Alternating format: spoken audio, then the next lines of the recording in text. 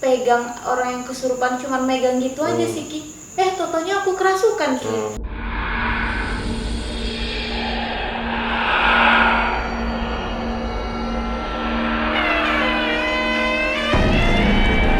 Assalamualaikum warahmatullahi wabarakatuh. Berjumpa lagi di acara podcastnya Pembantai Setan, yakni Bincang Astral. Nah, kali ini di Bincang Astral sudah kedatangan satu bintang tamu, Selvi. Dan Selvi katanya sudah pernah mengalami kejadian astral semenjak dari SMA. Nah, Selvi gimana kabarnya hari ini? Baik Ki. Nah, Selvi katanya kemarin pernah mengalami kejadian astral yang dari SMA ya mulainya. Bisa diceritain nggak? Bisa Ki. Dulu sih zaman-zaman sekolah sih Ki, itu tuh aku sering kerasukan. Dulu kan aku kan sekolah di SMK di kan. Jadi itu tuh dulu kan kami ada kerasukan massal Ki. Jadi aku orangnya tuh suka penasaran gitu lagi, lihat apa tuh rame-rame gitu. Niatnya sih lihat aja sih Ki. Pas mau dekatin, pegang orang yang kesurupan, cuman megang gitu aja sih Ki. Totonya aku kerasukan Ki. Berarti di situ awalnya ya? Iya, dari awalnya mau nyentuh ya? Iya, nyentuh itu kerasukan. Abis itu aku nggak sadar Ki. Abis itu nggak sadar, mungkin ada orang yang pandai atau gimana kan mau komunikasi yang di badan kan. Cuman dia yang di badan ini bilang aku cuma jaga dia. Dia nggak boleh dijahatin. Dia nggak boleh ada yang ganggu atau gimana pun dia. Aku cuma di sini jaga dia. Di sini kalian apa? Dia cuma bilang kayak gini. Kenapa sih kalian berbuat yang tidak wajar di sini, kata dia. Ngasih tahu Ki kerasukan tuh penyebabnya apa di sekolah itu Ki. Dia ngasih tahu. Habis itu aku sadar Ki. Nah, di situ dia penyebabnya apa katanya? Ya pertama sih ada orang dulu berbuat maksiat gitu lagi, sering berbuat maksiat. Dan aku lagi anak sekolah dulu nggak tahu perbuatannya apa lagi. Nah, terus ada kejadian aneh, ada yang bunuh diri gitu. Bunuh diri juga sekolah kamu? Iya, gitu. Nah, jadi itu aja sih. Setelah ada tamat sekolah kan Ki, sering kerasukan lagi Ki, kerasukan. Dulu tante kan adiknya mama kan suka juga digangguin lah, diikutin makhluk halus juga kan Ki. Jadi aku ngontak langsung gitu ke aku Ki gitu kan. Aku bilang kayak gini ke badan tante aku tuh, dia tuh jahat. Aku bilang yang ikut dia nih jahat, aku bilang. Tapi aku nggak sadar Ki. Aku nggak sadar. Habis itu setelah itu Ki nggak lama-lama kerasukan di saat misalnya aku lagi sedih, lagi terpuruk lah, lagi ada masalah lah gitu Ki, pasti dia datang Ki. Habis itu lagi nggak lama 1 tahun ke belakangan ini aku didatangin dalam mimpi Ki. Dalam mimpi itu tuh dalam mimpi itu seperti sawah. Di sawah itu ada pondoknya tuh ada nenek-nenek satu yang ngajak aku itu 3 orang kakek. Dia miringin aku ikutin atuk, katanya kayak gitu. Atuk, aku mau dibawa kemana? Aku takut soalnya gelap ini. Kamu nggak perlu takut, bilang kan, kita ada yang menerangi jalan kamu ke situ, katanya gitu. Aku takut, tapi tangan aku nih memang dibawa di papahnya mau ke pondok itu Ki, mau ke pondok itu. Ternyata setelah sampai di sana ada yang menunggu, seorang nenek tuh cantik sih Ki. Duduk situ rame-rame kami gitu kan Ki. Tanganku dipegang sama nenek tuh, sini tangan kamu nak, kayak gitu kan. Tangan kamu ini saya isikan untuk menolong orang, bilang kan. Maksudnya Nek, untuk menolong siapa? Menolong orang yang membutuhkan pertolongan kamu. Misalnya sakit, kamu tolong. Dengan satu syarat, kamu harus rajin sholat, harus zikir, harus berbuat baik kepada orang. Asalkan kamu tolong itu dengan hati yang ikhlas, katanya gitu. Dengan caranya gimana Nek? Enggak kan, dikasih tahu lah caranya itu Ki. Dari sana setelah mimpi itu aku sadar, itu jam 3 subuh aku sadar dari mimpi itu Ki. Nah, dari sadar itu, habis itu nggak lamanya esokan harinya itu tuh pertama kali tuh Ki, teman aku sakit. Teman aku sakit itu kayak apa namanya, kalau bahasa di kampung tuh keteguran ya Ki. Keteguran. Aku cuma ngambil gelas air putih cuma setengah, yang ku bacakan apa yang dikasih tahu di dalam mimpi. Setelah itu teman aku sembuh Ki. Di sana aku nggak percaya, kok aku bisa ya kayak gitu Ki. Dari sana aku belajar mulai amalin sholatku, amalin apa yang disuruhnya itu lagi gitu. Dari situlah Ki mulai perdana aku kayak gitu Ki, kerasukan kayak gitu. Kalau dari fase kesurupan sih aku lihat karena makom terbuka ya. Satu, wanita ini ya itu tadi kenapa wanita lebih cepat jadi paranormal, laki-laki wanita lebih pakai perasaan daripada laki-laki yang pakai logika. Jadi makomnya lebih cepat terbuka. Nah satu lagi, kita tetap harus hati-hati karena sebaik-baiknya jin, sejahat-jahatnya manusia tetap harus menyaring apapun itu juga. Kalaupun dia perintahin sholat, lebih bagus sholat kamu itu memang niat dari hati kamu gitu, bukan jin yang nyuruh.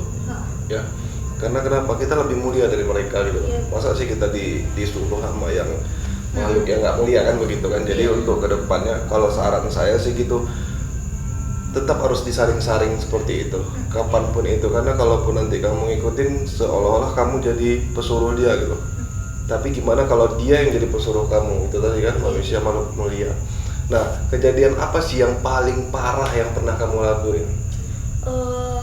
Paling parah sih yang aku rasain sih di rumah itu tuh Ki. Setelah aku mendapatkan kayak gitu tuh Ki, memang banyak keganjalan yang aku rasakan Ki. Pertama, aku lebih gampang mata aku melihat sekilas-sekilas gitu Ki.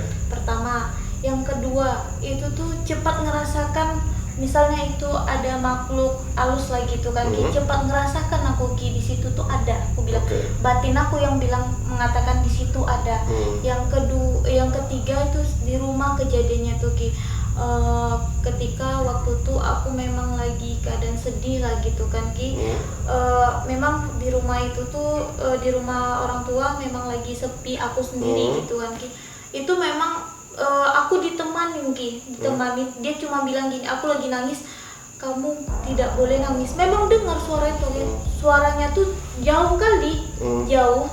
Cuman aku nggak ngeliat di mana itu orang, nggak ngeliat Ki. Cuman dia bilang ke aku, kamu nggak boleh sedih, kami ada di sekitar kamu. Ya, dia bilang kayak gitu Ki.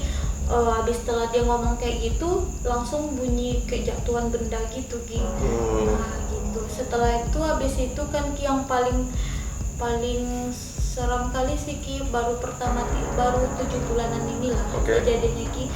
Pertama mau tidur Ki, baru sekitar 5 menitan lagi. Itu tidur, aku baru tidur kali lagi didatangi seorang perempuan. Perempuannya itu cantik, rambutnya panjang gitu kan. Dia cuma ngambil tangan aku, dia bilang ayo, katanya kayak gitu. Dia cuma ngajakin ayo. Kenapa? Aku dibawa kemana? Bilang kan kalau kamu baik datangi aku lagi. Dia nggak mau datang lagi. Cuma itu aja sih yang banyak apanya sih, yang merasa takut juga sih Ki didatangi. Memang liar kali tuh Ki gitu, wujudnya gitu Ki. Tapi hati-hati loh kalau diajak-ajak kayak gitu, hati-hati. Kadang-kadang roh nggak balik lagi. Tetap itu pasti ada tipu daya dan perangkap mereka. Itu tadi bilang harus disering-saring. Kalaupun memang bisa kita tolak, harus ditolak sih. Bisa nggak bisa harus ditolak. Ajakan-ajakan gitu bahaya, banyak yang kejadian. Setelah diajak nggak balik lagi. Itu banyak yang kejadian kayak gitu. Nah, kenapa tadi kamu bilang indra kamu lebih terbuka? Ketika makom kita terbuka, pohon-pohon cakra kita pasti bersentuhan.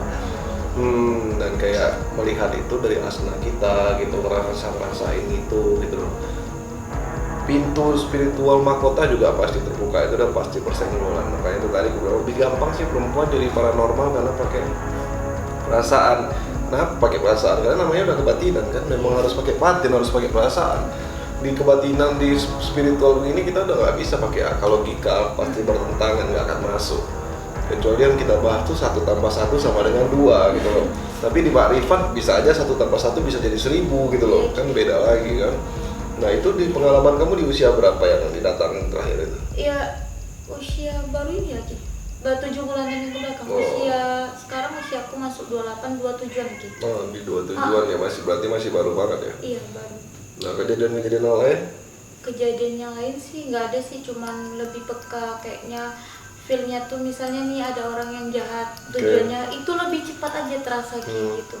Cuman kan kita nggak terlalu ikutin feel kali kan sama kita dengan percaya kali dengan kayak gitu. Ya, makanya harus kita yang kontrol. Iya. Kita harus tahu karena semuanya bisa pasti dilihat kok, dalam artian melihat dari karakter orang, kita bisa dari aura gitu kan, warna-warna aura bisa kelihatan kok sifat-sifat karakter orang, jadi kita bisa menyaring. Jangan langsung mengambil satu keputusan gitu loh, kalau itu belum pasti. Yang penting itu tadi, apapun ceritanya harus kamu yang mengendalikan. Iya gitu. Jangan mereka yang mengendalikan. Cuman aku sempat sering bicara sama mama kan, apa aku dikasih kelebihan sama Tuhan ya Ma? Aku sering nanya gitu ke orang tua aku, Ki, apa aku dikasih anugerah ya Ma untuk menolong orang. Nah kan mamaku pesan seperti ini, kalau kamu dikasih kelebihan, kamu harus nolongin orang dengan hati yang ikhlas. Kamu kemana tujuan kamu, asalkan niat kamu baik. Pesan orang tua aku sih, Ki. Cuman dari semenjak itu aku didatangi makhluk halus kayak gitu, Ki, sering terjadi keanehan di rumahku, Ki. Kayak misalnya di atas kamar aku tuh, di atap tuh kan, Ki, kayak bola meletus, bom gitu. Sering terjadi. Kadang aku kaget, Ki. Terus yang sering belakang ini aku sering setiap malam Senin malam Selasa, Kamis malam Jumat, mataku selalu terang kalau malam tuh, Ki. Nggak mau tidur gitu, Ki. Makanya apa nih ya, aku tanya-tanya sama diri, ada apa ya, aku bilang kayak gitu, Ki. Ya mulai-mulai lah, mulai ritual kayak ini ya kan, biar lebih Iya, Ki. kalau emang mau ngasah gitu loh. Iya. Satu lagi ya itu tadi, kalau mau menjadi paranormal, penguasaan diri itu penting. Iya, Ki. Pengendalian diri itu penting karena musuh kita datang saat kita berada di puncak. Itu pasti datang, cobaan itu dari mana-mana itu datang. Jika kita tidak bisa mengendalikannya, maka hancur lah, bentar aja kok. Tapi kalau masih bisa kita mengendalikan, insya Allah kedepannya bakal lancar. Tadi pokoknya diri kamu sendiri yang mengendalikan. Jangan sampai dikendalikan dengan makhluk-makhluk halus, karena itu tadi, perempuan gampang jadi masuk ke dunia spiritual, tapi juga gampang tersesat gara-gara terlalu mengikutin gitu loh. Jadi harus bisa memilah-milah gitu loh. Cuman kemarin itu baru-baru ini lagi orang tua laki-laki kan kerjanya subuh tuh udah pergi ke kerja kan, Ki. Itu dia kan sering jam 3 subuh tuh udah bangun kan, Ki. Dia lagi motong-motong daging gitu kan, Ki, di belakang di dapur. Dia ketemu bangkai ayam hitam besar, Ki. Sampai dia menjerit manggil aku, Vi, ini apa, bilang kan. Di rumah kejadiannya? Iya, di dekat rumah, Ki. Pas kali orang tua ngambil ayam tuh besar kali, Ki. Aku coba lihat Pak, aku bilang kayak gitu, Ki. Aku lihat ayam tuh matanya tuh melotot keluar, Ki. Darah nggak ada. Jadi aku bilang, udah nggak apa-apa, buang aja lagi ke sana, Pak. Aku bilang kayak gitu. Ini palingan orang iseng nih, aku bilang kayak gitu, Ki. Abis nggak lama ketemu ayam itu, besoknya di depan rumah itu kayak kotoran, 3 kotoran, Ki. Hari itu dengan hari yang berbeda lah sih, jarak 1 hari sih. Itu tuh kotoran. Udah nggak apa-apa, aku bilang, palingan ini orang yang berbuat iseng nih, aku bilang. Aku cepat ngerasakan yang kayak gitu, Ki, gitu. Ya itu tadi, kamu belum mulai udah banyak orang yang sirik kan. Iya, Ki. Makanya ke depan harus ada proteksi itu juga penting itu. Karena itu tadi, kadang orang melihat kita SMS ya, senang melihat orang susah melihat orang senang ya kan. Nah itu terjadi di kehidupan realita, itu banyak yang seperti itu ya. Kita menanggapinya ya hati dan ikhlas aja dah ya kan. Yang penting hidup berjalan terus, kita nggak ganggu orang. Tapi kalau diganggu, kalau takut jangan takut-takut, kalau berani jangan takut-takut pokoknya. Ya, musuh jangan dicari, tapi kalau yang mencari, dia yang mencari, hadapin. Iya, Itu aja sih. Nah, ada lagi yang mau sampaikan?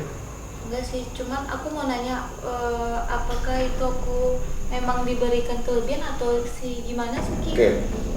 Penafsiran dari kelebihan itu, itu memang kelebihan. Tapi kalau yang kamu bilang anugerah, itu tergantung kamu. Kadang orang dikasih anugerah dianggap musibah. Iya. Karena kalau orang yang tidak percaya dan tidak suka diberikan seperti itu, dia menjadi takut dan hidupnya terganggu, dia menganggap itu musibah. Tapi ketika dia bisa memanfaatkan kekuatan yang itu bisa jadi anugerah yang luar biasa. Pokoknya ingat, di setiap kekuatan memiliki tanggung jawab yang besar juga. Ya. Jadi ketika kamu nanti memang niat terjun di dunia spiritualis, pengen membantu orang itu, kamu udah punya tanggung jawab yang sangat besar gitu loh untuk kedepannya.